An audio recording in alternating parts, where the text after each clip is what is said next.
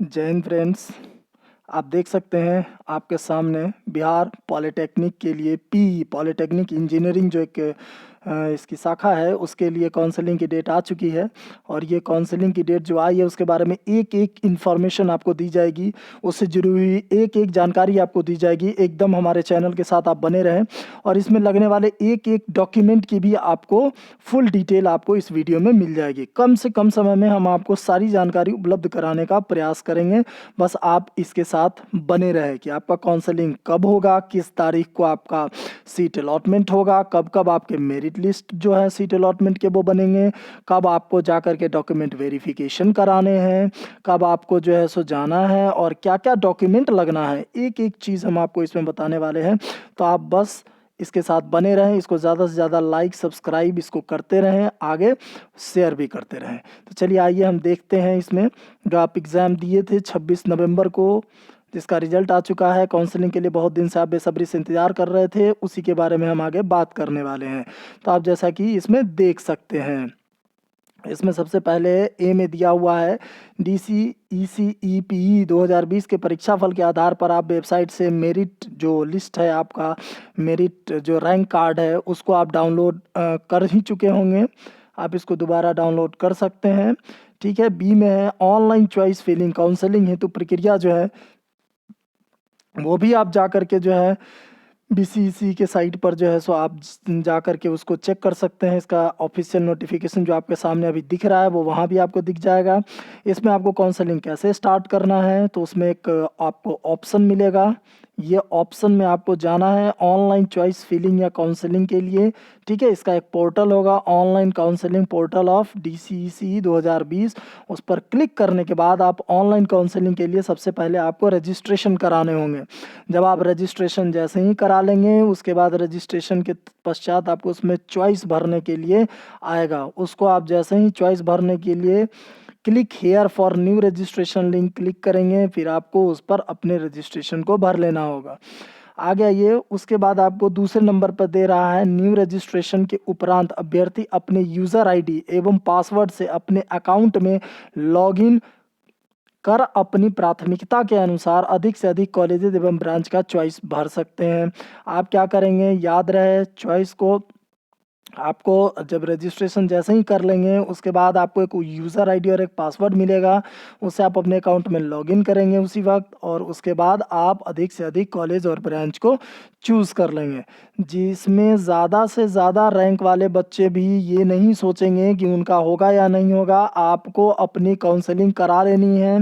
और 42 कॉलेजेस हैं, बॉयज़ जो हैं वो 42 सरकारी कॉलेजेस के लिए अप्लाई कर सकते हैं, 2 गर्ल्स कॉलेजेस हैं। तो पूरे 42 गवर्नमेंट कॉलेजेस के लिए आप अप्लाई कर दें। जिनको ज़्यादा रैंक है, जिनका कम रैंक है वो थोड़ा कम कॉलेजेस भी करेंगे तो भी उनको मिल जाएगा। चलिए आगे बढ़ते हैं और इसमें देखते हैं क्या क्या इसमें कहा गया है।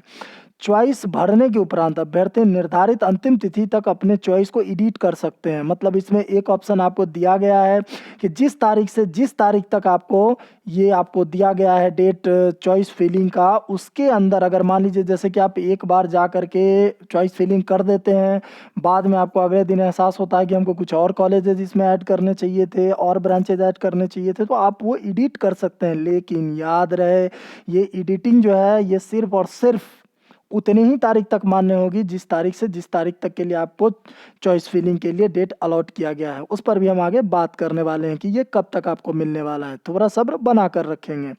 चलिए आगे बढ़ते हैं। चॉइस से अगर संतुष्ट हैं तो चॉइस को लॉक कर लेंगे। चॉइस लॉक अगर आप अंतिम तिथि तक अपना चॉइस लॉक नहीं करते हैं तो उनका चॉइस निर्धारित अंतिम तिथि के बाद तुरंत स्वतः लॉक मान लिया जाएगा। मतलब उसके बाद वो जो आप चॉइस किए होंगे वही आपका परमानेंट चॉइस मान लिया जाएगा और ऑटोमेटिकली लॉक हो जाएगा अंतिम डेट के बाद। उससे पहले आपके पास लॉक करने या अनलॉक करने के ऑप्शंस होंगे, एडिट करने के ऑप्शंस होंगे, उसके बाद आपको नहीं मिलेगा। जैसे ही आप ये कर लेंगे तो चॉइस लॉकिंग के उपरांत चॉइस में किसी प्रकार के बदलाव का प्रावधान नहीं होगा। ध्यान रहे चॉइस अगर एक बार लॉक हो गया तो आपके पास कोई प्रावधान नहीं होगा उसमें एडिट करने का, बदलाव करने का। अभ्यर्थी अपने द्वारा भरे गए चॉइस का प्रिंट आउट निकाल कर भविष्य के लिए अपने पास सुरक्षित रख लेंगे, ताकि किसी भी प्रकार की अगर कोई अनियमितता बोर्ड की तरफ से होती है तो आप अपनी बातों को वहां जाकर पुरजोर तरीके से रख सकते हैं। चलिए आगे आइए, आप देखते हैं अगला क्या है। नोट में लिखा है, आगे नोट में आपको लिख रखा है, चॉइस लॉकिंग एवं अनलॉकिंग की प्रक्रिया ओटीपी ऑथेंटिकेशन के माध्यम से की जाएगी। जैसा कि हम आपको आईटीआई के लिए भी बता चुके हैं, आईटीआई के लिए भी वीडियो हम बना चुके हैं। जिनको आईटीआई के बारे में डिटेल्स इन्फॉर्मेशन चाहिए वो आईटीआई का लिंक जाकर आप देख सकते हैं इस चैनल पर। तो उसमें भी मैंने आपसे कहा था कि वो ओटीपी ऑथेंटिकेशन है, मतलब जो रजिस्टर्ड मोबाइल नंबर होगा और ईमेल नंबर होगा वो आपके पास होना चाहिए, क्योंकि उसी के माध्यम से आपकी चॉइस लॉकिंग एवं अनलॉकिंग की प्रक्रिया पूरी की जाएगी। तो ये याद रहे। अगला ये तीसरे नंबर पर हम देखते हैं, ऑनलाइन काउंसलिंग हेतु रजिस्ट्रेशन एवं चॉइस फिलिंग की प्रक्रिया वन टाइम है। ये सिर्फ और सिर्फ एक बार आपको मौका मिलेगा रजिस्ट्रेशन के लिए। इसलिए अगर कोई अभ्यर्थी फर्स्ट राउंड में रजिस्ट्रेशन कर अपना चॉइस फिलिंग नहीं करते हैं तो वैसे अभ्यर्थी को दोबारा रजिस्ट्रेशन या चॉइस फिलिंग का मौका नहीं दिया जाएगा। याद रहे, दोबारा आपको ये मौका नहीं दिया जाएगा।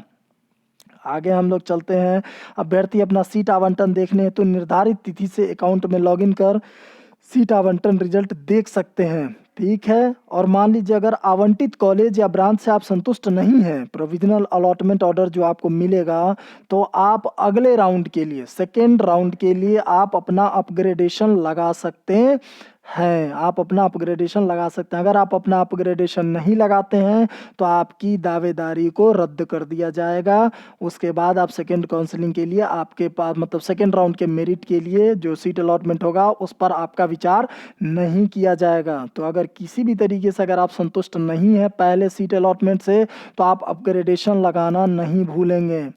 ये चलिए आगे बढ़ते हैं।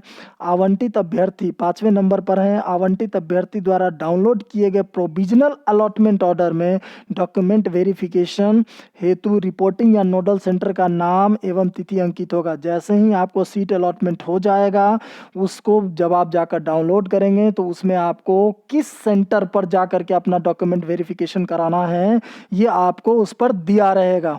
आपको बस जाकर के क्या करना है, उसी सेंटर पर जाकर के आपको अपना डॉक्यूमेंट का वेरिफिकेशन कराना है। जो डेट आपको दिया रहेगा उसी डेट के अंदर में जाना होगा। आगे देखते हैं, बोर्ड लेटर में लिखा है, अगर कोई अभ्यर्थी किसी भी कारणवश निर्धारित तिथि तक अपना डॉक्यूमेंट वेरिफिकेशन नहीं कराते हैं तो वैसे सभी आवंटित अभ्यर्थियों को अगले राउंड के लिए अयोग्य मानते हुए आवंटित सीट को रिक्त मान लिया जाएगा और वे आगे की काउंसलिंग हेतु भी अयोग्य हो जाएंगे। मतलब आपको जो डेट निर्धारित किया गया है उसी डेट के अंदर में जाकर के आपको क्या करना है, अपना डॉक्यूमेंट वेरिफिकेशन करा लेना है। तो चलिए आइए, आपकी जो अभी तक बेचैनी थी उसको थोड़ा दूर करते हैं और देखते हैं इसको थोड़ा सा और जूम करके तारीखों के बारे में। तो चलिए आइए देख लेते हैं। पी पॉलिटेक्निक इंजीनियरिंग में बार बार कह रहा हूँ अभी सिर्फ पी के लिए आया है। पैरामेडिकल डेंटल और पार्ट टाइम पॉलिटेक्निक इंजीनियरिंग के बच्चे अभी इंतज़ार करेंगे। अभी ये सिर्फ पी के लिए दिया गया है। आप देख सकते हैं टाइम शेड्यूल आपके एकदम स्क्रीन पर सामने है। इसमें आपको जो है starting date of online registration and choice filling for seat allotment आप देख सकते हैं 18/1/2021, मतलब 18 जनवरी से आपका स्टार्ट हो रहा है और लास्ट डेट 26 जनवरी तक दिया गया। 18 जनवरी से स्टार्ट हो रहा है, 26 जनवरी तक ये आपका चलेगा। फर्स्ट राउंड का जो है प्रोविजनल सीट अलॉटमेंट, मतलब पहला सीट अलॉटमेंट जो पहले राउंड का आएगा वो 1 फरवरी को आएगा और आपको ये फर्स्ट राउंड का जो है वो डाउनलोड कर लेना है आपको सीट अलॉटमेंट 1 फरवरी से लेकर 8 फरवरी तक।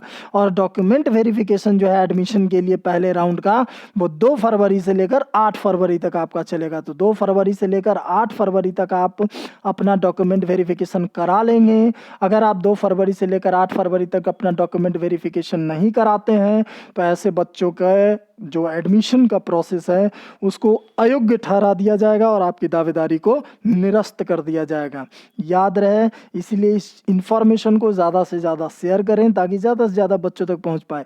जिन बच्चों का जिनका रैंक ज़्यादा है उनका अगर फर्स्ट राउंड में नहीं बनता है सीट अलॉटमेंट तो वो बिल्कुल हतोत्साहित नहीं होंगे, सेकेंड राउंड का इंतज़ार करेंगे। तो सेकेंड राउंड का जैसे ही आपको आएगा वो सीट अलॉटमेंट आ जाएगा 12 फरवरी को। 8 तारीख को जैसे ही सारा डॉक्यूमेंट वेरिफिकेशन ख़त्म हो जाएगा, उसके बाद पता चल जाएगा कि कितने बच्चों ने एडमिशन लिया, कितने बच्चों ने एडमिशन नहीं लिया। तो जितनी सीटें खाली रह जाएंगी उसके लिए सेकेंड राउंड का जो है सीट अलॉटमेंट आपके लिए किया जाएगा। और ये सेकेंड राउंड का जो सीट अलॉटमेंट है ये आपको 12 फरवरी को आपके सामने होगा, जिसको आप 12 फरवरी से लेकर 18 फरवरी तक आप उसको डाउनलोड कर सकते हैं। उसके बाद आपको उसके डॉक्यूमेंट वेरिफिकेशन के लिए 13 फरवरी से लेकर 18 फरवरी तक का टाइम दिया गया है। तो आप 13 फरवरी से लेकर 18 फरवरी तक सेकेंड राउंड के डॉक्यूमेंट वेरिफिकेशन के लिए जा सकते हैं।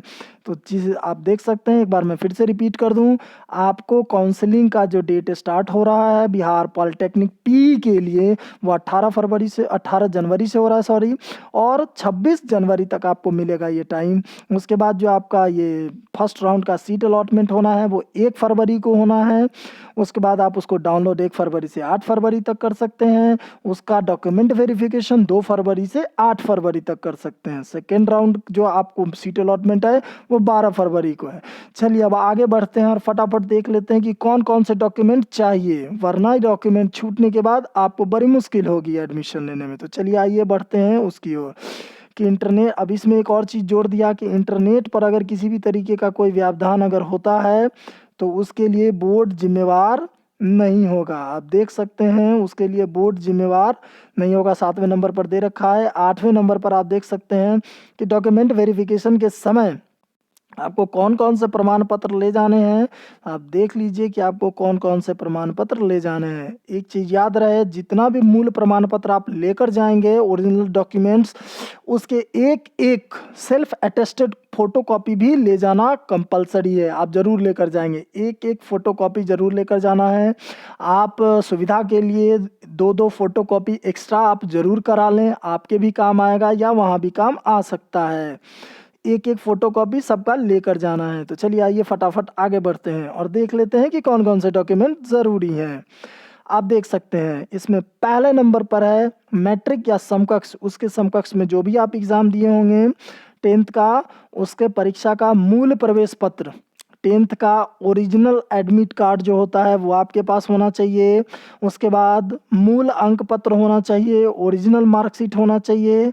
उसके बाद मूल या औपबंधिक प्रमाण पत्र होना चाहिए। ठीक है, औपबंधिक मतलब ये आपको प्रोविजनल सर्टिफिकेट होता है, जन्म तिथि के लिए दिया जाता है। आप देख सकते हैं। अगला दूसरे नंबर पर इंटरमीडिएट या समकक्ष परीक्षा का मूल प्रवेश पत्र, अगर किन्हीं ने इंटरमीडिएट भी पास कर लिया होगा तो उनको इंटरमीडिएट का भी जो है वो मूल प्रवेश पत्र और मूल अंक पत्र, मतलब ओरिजिनल एडमिट कार्ड और ओरिजिनल मार्कशीट दोनों आपको दिखाने पड़ेंगे। तो चलिए आगे बढ़ते हैं। उसके बाद है डिप्लोमा सर्टिफिकेट एवं प्रतियोगिता परीक्षा, जो तीसरे नंबर पर आप देख पा रहे हैं। जो आप पॉलिटेक्निक के लिए जो एंट्रेंस एग्जामिनेशन दिए थे उसका ओरिजिनल एडमिट कार्ड, जिसको लेकर आप एग्जामिनेशन सेंटर पर गए थे पॉलिटेक्निक का एंट्रेंस एग्जामिनेशन देने, वो एडमिट कार्ड आपके पास होनी चाहिए। और उसी के साथ 6 फोटो भी होनी चाहिए आपके पास। जो फोटोज़ आपने पॉलिटेक्निक का फॉर्म भरने वक्त लगाया था, जो फ़ोटो पॉलिटेक्निक के एडमिट कार्ड पर लगा होगा, वही फ़ोटो आपके पास 6 कॉपी होनी चाहिए। ये 6 कॉपी भी आपको ज़रूरत पड़ेगी वहाँ। आगे बढ़ते हैं। अगला है चौथे नंबर पर आपको दिख रहा है मूल जाति प्रमाण पत्र, मतलब कास्ट सर्टिफिकेट ओरिजिनल आपको लेकर जाना है। मूल आवासीय प्रमाण पत्र जो रेसिडेंशियल सर्टिफिकेट होता है ओरिजिनल आपको लेकर जाना है। चरित्र प्रमाण पत्र आपको ओरिजिनल लेकर जाना है। ये चरित्र प्रमाण पत्र जहाँ से भी आप अंतिम पढ़ाई किए होइएगा, चाहे मैट्रिक किए हों, इंटर किए हों, ग्रेजुएशन किए हों, उसका आप चरित्र प्रमाण पत्र लेकर जाएंगे, कैरेक्टर सर्टिफिकेट। आगे आप देख सकते हैं अगर कोई सैनिक कोटा से होंगे तो वो एसएमक्यू लेकर जाएंगे, कोई अगर ईडब्ल्यूएस कोटे के होंगे तो वो ईडब्ल्यूएस का लेकर जाएंगे, अगर कोई विकलांगता कोटे के होंगे तो वो डीक्यू कोटा का लेकर जाएंगे। याद रहे ये सारे डॉक्यूमेंट आपके ओरिजिनल होने चाहिए। एक चीज़ और मैं आपको बता दूं, मूल निवास जो आप निवास प्रमाण पत्र आप बनाएंगे, वो मूल निवास के जो डॉक्यूमेंट बनेंगे वो जिला अधिकारी मतलब डीएम का बना होना चाहिए, या उनके द्वारा प्राधिकृत जो एडीएम होते हैं या एसडीओ होते हैं उनके द्वारा निर्गत होना चाहिए। मूल जाति प्रमाण पत्र जो है ये भी उन्हीं के द्वारा होना चाहिए। सत्यापित या पात्रता सत्यापन के समय अवश्य जमा करें। ठीक है, आरक्षण कोटि जिसका जो होगा वो उस कोटि के अनुसार देंगे। तो ये चीज़ें ध्यान रखिएगा। बराबर बच्चे क्या करते हैं, किसी किसी सीओ वगैरह से बनाकर ले जाते हैं तो वहाँ बड़ा दिक्कत हो जाएगा, तो इसका भी आप ध्यान रखिएगा। चलिए आगे बढ़ते हैं। अगला है आधार कार्ड। आधार कार्ड ओरिजिनल तो देंगे नहीं, तो आधार कार्ड की कॉपी आपको एक वहाँ जमा करनी होगी, तो इसको भी आप लेकर जाएंगे। 9वें नंबर में हम देख रहे हैं, 9वें नंबर में DCEC 2020 के लिए ऑनलाइन जो आप एप्लीकेशन फॉर्म भरे थे पार्ट ए और पार्ट बी, उसकी हार्ड कॉपी। हार्ड कॉपी का मतलब है कि जो आप ऑनलाइन फॉर्म भरे थे उसका जो डाउनलोड करते हैं आप पेपर पर, वो पेपर आपको डाउनलोड पेपर आपको लेकर जाना है, जो कि आप डाउनलोड कर चुके होंगे। जिस समय आप फॉर्म भरे होंगे पॉलिटेक्निक का, उसी समय आपको फॉर्म एक्सेप्ट होने के बाद वो आपको 2 पेज निकाल कर दिए होंगे, वही कॉपी आपको लेकर जानी है, वो कॉपी भी लेकर जानी होगी। उसके बाद आप देख सकते हैं रैंक कार्ड। DCEC PE का आपको रैंक कार्ड भी देना पड़ेगा। मतलब कि जो आप पॉलिटेक्निक का जो आपका रैंक आया है डिप्लोमा में PE के लिए, उसका रैंक कार्ड भी आप डाउनलोड कर लेंगे। ये सब कुछ आपको BCECE के साइट पर आपको एक एक चीज़ मिल जाएगा। ठीक है, अगर किन्हीं बच्चों को इसमें कोई दिक्कत होगा तो आप हमारे कमेंट बॉक्स में कह सकते हैं, हम आपको लिंक अवेलेबल करा देंगे, आप वहाँ से इसको डाउनलोड कर सकते हैं, चेक कर सकते हैं। आइए 11वें नंबर पर आते हैं। ऑनलाइन काउंसलिंग हेतु रजिस्ट्रेशन एवं चॉइस फिलिंग करने के उपरांत, जब आप रजिस्ट्रेशन अभी करा लेंगे 18 तारीख से जो स्टार्ट हो रहा है, उसके बाद जब आप चॉइस फिलिंग कर लेंगे, उसके बाद इस सारी प्रक्रिया पूरी होने के बाद आपको एक चॉइस की स्लिप मिलेगी।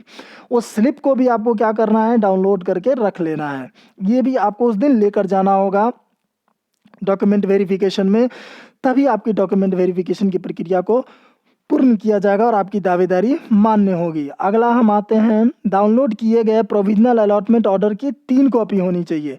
याद रहे, जो आप काउंसलिंग अभी करा रहे हैं, चॉइस फिलिंग अभी 18 तारीख से आप करेंगे, इसके बाद जो आपका सीट अलॉटमेंट होगा, उस सीट अलॉटमेंट का जो प्रोविजनल अलॉटमेंट ऑर्डर होगा, उसकी भी कॉपी आपके पास 3 कॉपी होनी चाहिए। तो 3 कॉपी आप उसका करवा लेंगे डाउनलोड करने के बाद। आगे आइए 13वें नंबर पर है द वेरिफिकेशन स्लिप। जांच पर्ची जो है in 2 copies as downloaded along with biometric form in 1 copy. अब आप ये जो आप देख पा रहे हैं कि ये क्या है, इतना लंबा चौड़ा लिख दिया है, घबराइएगा बिल्कुल भी नहीं। जब आप उसी BCECE के साइट पर जब आप जाएंगे तो ये वेरिफिकेशन स्लिप का जो ये बायोमेट्रिक फॉर्म आपको दिख रहा है, इसको डाउनलोड करने का वहाँ ऑप्शन होगा और वहीं से ये डाउनलोड हो जाएगा। किसी भी चीज़ से रिलेटेड कोई भी दिक्कत अगर आपको आती है तो आप हमारे नंबर पर कांटेक्ट कर सकते हैं, जो है 9102055154 पर। आप कमेंट में भी लिख सकते हैं, आपको वहाँ से भी हमारी डिटेल्स, आपको जो भी डिटेल्स चाहिए होगा हम आपको अवेलेबल कराते रहेंगे। चलिए, तो ये आपको वहीं से डाउनलोड कर लेंगे, आपको ये मिल जाएगा और उसी को डॉक्यूमेंट वेरिफिकेशन के समय आपको उसको भी लेकर जाना है। तो चलिए आगे बढ़ते हैं, आगे देखते हैं। यहाँ 9वें नंबर पर दिया है काउंसलिंग या डॉक्यूमेंट वेरिफिकेशन की तिथि तक वांछित। कहने का मतलब साफ है कि अगर जो डॉक्यूमेंट वेरिफिकेशन की जो डेट आपको दी गई है, अगर उस तारीख तक अगर आप नहीं डॉक्यूमेंट वेरिफिकेशन करवाते हैं अपना जाकर के नोडल सेंटर पर, तो आप नामांकन के हकदार नहीं होंगे, आपकी उम्मीदवारी को रद्द मान लिया जाएगा। याद रहे तो अपने डेट को हमेशा एकदम ध्यान रखेंगे, उस डेट के अंदर ही जाकर के सारी प्रक्रिया को पूरा करेंगे। 10वें नंबर पर है कि रिपोर्टिंग या नोडल सेंटर पर जाकर अपना डॉक्यूमेंट वेरिफिकेशन कराने के पश्चात अगर अगले राउंड के लिए की काउंसलिंग के लिए अपग्रेडेशन हेतु इच्छा व्यक्त किए हैं तो वे अपना मूल प्रमाण पत्र के साथ हस्ताक्षरित वेरिफिकेशन स्लिप जो है आपका वो वापस ले लें। जैसे कि मान लीजिए आप गए नोडल सेंटर पर, आपको वहाँ ब्रांच जो आपको अलॉट हुआ है वो पसंद नहीं है, तो नोडल सेंटर पर आप जाएंगे, जाने के बाद आप क्या करेंगे, वहाँ बोलेंगे कि हमको अपग्रेडेशन करना है अपने लिए, आप अपग्रेडेशन में लगा देंगे ताकि आपको इससे ऊपर की जो चॉइसेस थी वो मिल सके। ठीक है, तो वही आपकी दावेदारी जो है सेकेंड राउंड के लिए रहेगी और सेकेंड राउंड में आपको जो है सीट अलॉट किया जाएगा। वरना अगर आप अपग्रेडेशन अपग्रेडेशन नहीं लगाते हैं तो आपका सीट अलॉटमेंट नहीं किया जाएगा। दूसरा सबसे इंपॉर्टेंट चीज़, अपग्रेडेशन नहीं लगाते हैं तो उसी वक्त के बाद से आपका जो ये अधिकार है एडमिशन का वो भी रद्द हो जाएगा। तो आपको अगर एडमिशन लेना है अगले राउंड में भी, अगर आप चाहते हैं कि अपग्रेड होकर भी हम एडमिशन ले लें, तो अपग्रेडेशन लगाना ना भूलें। और अगर अपग्रेडेशन लगाते हैं तो अपना ओरिजिनल डॉक्यूमेंट या किसी भी तरीके का कोई भी डॉक्यूमेंट आप वहाँ पर नहीं छोड़ें, उसको अपने साथ वापस ले लें। तो इस तरीके से आप देख सकते हैं कि ये total full information Bihar polytechnic engineering diploma certificate के लिए जो काउंसलिंग की बेसब्री से इंतजार कर रहे थे, उसकी पूरी डिटेल्स आपको अवेलेबल करा दी गई है। इसी डिटेल इंफॉर्मेशन के साथ अगर आप जाते हैं तो आपको कहीं भी किसी भी तरीके की कोई दिक्कत का सामना नहीं करना पड़ेगा।